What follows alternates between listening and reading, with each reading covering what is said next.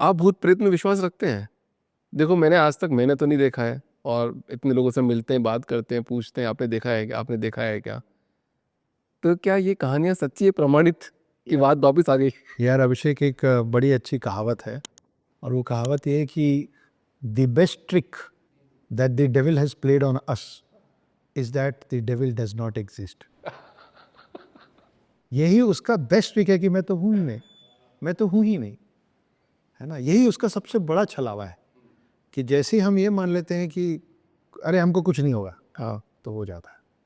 तो तुरंत हो जाता है, जैसे ही आप लापरवाह हो जब जाओ। हम ओवर कॉन्फिडेंस में आ जाएं और बहुत तेज गाड़ी चलाएं, अरे अपना क्या होगा, आप घुस जाओगे। जब आप ओवर स्पीड करोगे तो घुस जाओगे, ओवर कॉन्फिडेंस करोगे तो घुस जाओगे, ओवर लव करोगे तो घुस जाओगे, ओवर हेट करोगे तो घुस जाओगे। अति सर्वदा वर्जित, हर चीज की अतिशोक्ति नुकसानदायक है। तो डेविल का सबसे बड़ा ट्रिक ये है कि मैं तो हूं ही नहीं। एक बार तुम्हें मान तो लो कि अरे मेरा कुछ नहीं हो सकता, क्योंकि वो तो है ही नहीं। आप कमजोर हो जाओगे उस समय, आपका शील्ड डाउन हो जाता है ना। आप जब आपको मालूम है कि आप किसी से लड़ रहे हो, तो आप अपना ढाल, तलवार, अपना आर्मर सब पहन के रखोगे ना, हमेशा लड़ रहोगे। लेकिन अगर आप ये मान लोगे कि मेरे को कुछ हो ही नहीं सकता है, तो आप उस और धर दोगे। सेक्युलरिज्म भी यही है कि आपको समझाया अरे कोई एनिमी है ही नहीं, तो आप सब रख देते। मच्छरदानी कब लगाते हो घर में? जब पहले मच्छर तो होते हैं तब ना। हाँ, राइट। अगर आपको मालूम ही नहीं रहेगा और आप मच्छरदानी लगाए बिना सोगे, और तो भी तो मच्छर आ सकते हैं ना। आ सकते हैं। The greatest trick that the devil has played on us is that it does not exist. बहुत सतर्क होकर चलना पड़ेगा, प्रूफ नहीं मांगना हर जगह पे। नहीं मांग सकते। वैसे भारत एक बहुत अद्भुत देश है, जी, है चमत्कार तो हर गली गली में एक चमत्कार हो जाते हैं। करेक्ट। पर मैं अंबिकापुर में वापस आता हूँ। अंबिकापुर में जब रामायण की बात, एक कहानी है छोटी सी, राम भगवान, सीता माता और लक्ष्मण जी वहाँ से अंबिकापुर से गुजर रहे थे। जी, वहाँ पे कुंड है, करेक्ट। उसको राम कुंड कहते हैं। हाँ। और वहाँ पर ऐसा बोला जाता है कि चावल भी आप पका के खा सकते हो। क्या आपने कभी उसको फील किया है, कभी आपने देखा है? जी, क्या मान्यता है वहाँ की? ऐसा एक कुंड नहीं है, ऐसे दो कुंड है। हाँ। पहली बात तो एक नहीं, दो है। और ये सच है कि ग्रंथों में लिखा हुआ है कि सरगुजा क्षेत्र को क्रॉस किया था राम जी, लक्ष्मण जी ने और सीता माँ ने। तो एक तो पूरा शहर है अंबिकापुर के पास जिसका नाम ही सीतापुर है, अभी भी है। सीतापुर। वो सीतापुर ही है। उसके अंदर एक एरिया है जिसको सीता रसोई बोला गया है। माना गया कि वहाँ सीता माँ ने खाना बनाया था तीनों के लिए। और उसी के पास में एक और एरिया है जिसका नाम है ताता पानी। ये ताता पानी, वो मतलब जैसे बचपन में बोलते थे ना, जब तीखा लगता था तो बच्चे बोलते थे ना तीता, तीता लग रहा है। तीता लग रहा है।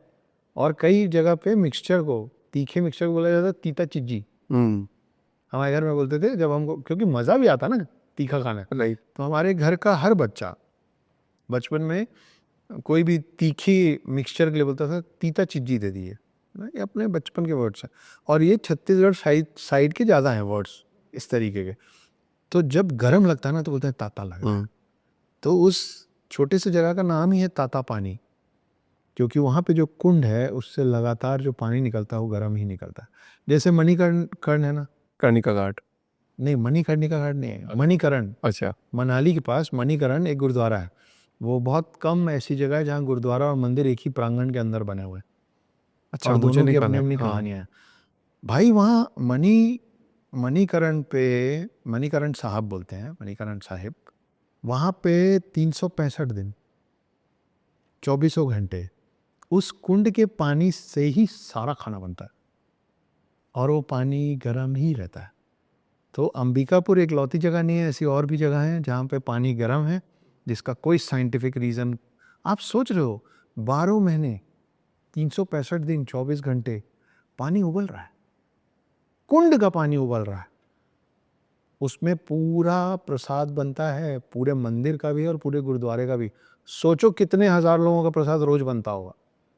वो पानी ठंडा नहीं हुआ हजारों सालों से। आज तक कोई साइंस नहीं आई वहाँ नहीं पे। है ना साइंस। अलग अलग कहानियां हैं कि वो मंदिर जो है उसके लिए बोला जाता है कि यहाँ पे शिव जी को क्रोध आ गया था, तो उनके क्रोध से ये पानी जो थरथराया है, गर्म हुआ है, आज तक ठंडा नहीं हुआ है। वैसी ताता पानी है अंबिकापुर। बट जो साइंस प्रूफ मांगता हुआ यहाँ प्रूफ नहीं मांग पाया। आप कैसे करेंगे प्रूफ? रखो, एक गिलास रखा है हमारे बगल में, कितना गर्म कर लोगे, कैसे नहीं होगा ठंडा? चलो मत होने दो ठंडा, नीचे गैस लगा के चालू रखो, पूरा इवोपरेट हो जाएगा ना, ख़त्म हो जाएगा ना। बड़ी बड़ी नदियाँ सूख जाती हैं, बड़े बड़े तालाब सूख जाते हैं, ये लगातार भाप छोड़ रहा है, ख़त्म भी नहीं हो रहा है और ठंडा भी नहीं हो रहा है। कितना अद्भुत है ना सर। कितना अद्भुत है ये। तो वैसे ही ताता पानी है अंबिकापुर के पास में एक जगह, जाना चाहिए, सबको जाना चाहिए। और वहाँ पे भी उसमें आप चावल डाल दीजिए, पक जाता है, पक जाता है, खाने लायक पक जाता है।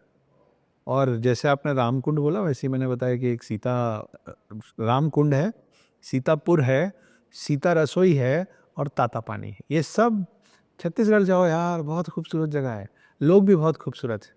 अभी कुंड की बात आ गई है जी, और इतना अद्भुत बात हम कर रहे हैं, तो अभी अद्भुत माहौल चल रहा है प्रयागराज में। 144 साल बाद महाकुंभ आया है। करेक्ट। आपको जाने का मौका मिला वहाँ पे? हाँ, मैं हो आया हूँ। क्या एक्सपीरियंस रहा आपका वहाँ का? नहीं बता सकता।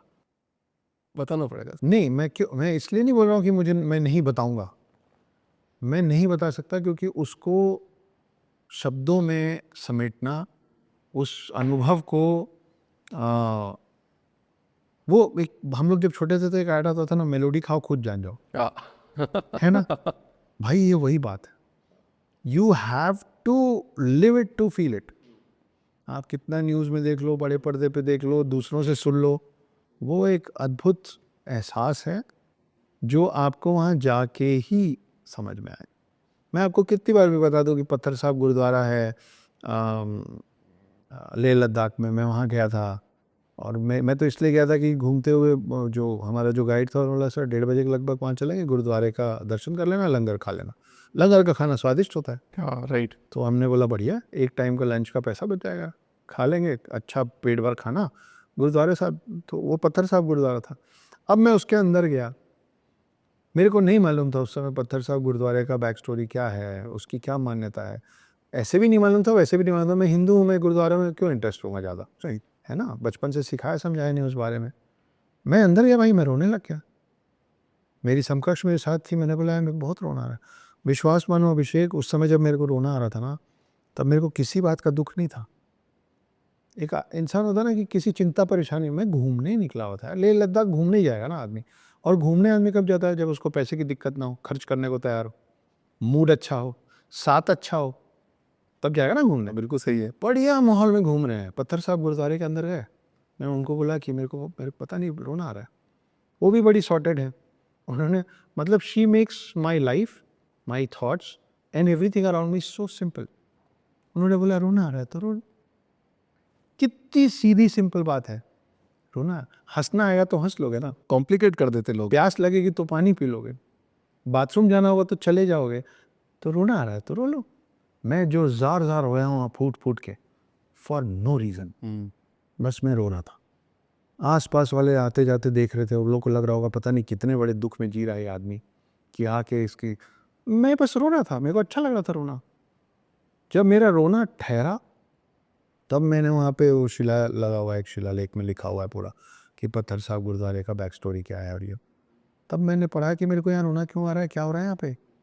तो महाकुंभ वैसे ही भाई, you will have to be there, you have to go and feel it. Nobody can explain it to you, इसलिए नहीं समझाऊंगा। अक्सर जी ये बात बोला ना, आपको रोना आ गया वहाँ जाके, तो मेरे साथ भी एक ऐसी घटना घटित हुई अभी। मैं इतना भगवान में बिलीव नहीं करता था, मतलब थोड़ा कम करता था। धीरे धीरे समय, जैसे आपने बोला समय बना देता है अपने आप, तो समय ने भी मेरे को वैसा बना दिया आपके जैसा। तो हुआ क्या, बांके बिहारी जी के मंदिर उनको जाना था। तो ऐसा कोई प्लान नहीं था, और मुझे, आप बिलीव नहीं करोगे, मुझे ये भी पता नहीं था बांके बिहारी जी का मंदिर है कहाँ और बांके बिहारी जी हैं कौन। मैं दिल्ली गया टीम के साथ में, कुछ ऐसी बात हुई कि वहाँ चलना। मैंने कहा ठीक है चलेंगे, सब ठीक है। तो मेरे जिया जी है, उन्होंने बोला अभिषेक जी आप विश्वास नहीं करोगे कि ना आप बिना बुलाए वहाँ जाएंगे सर।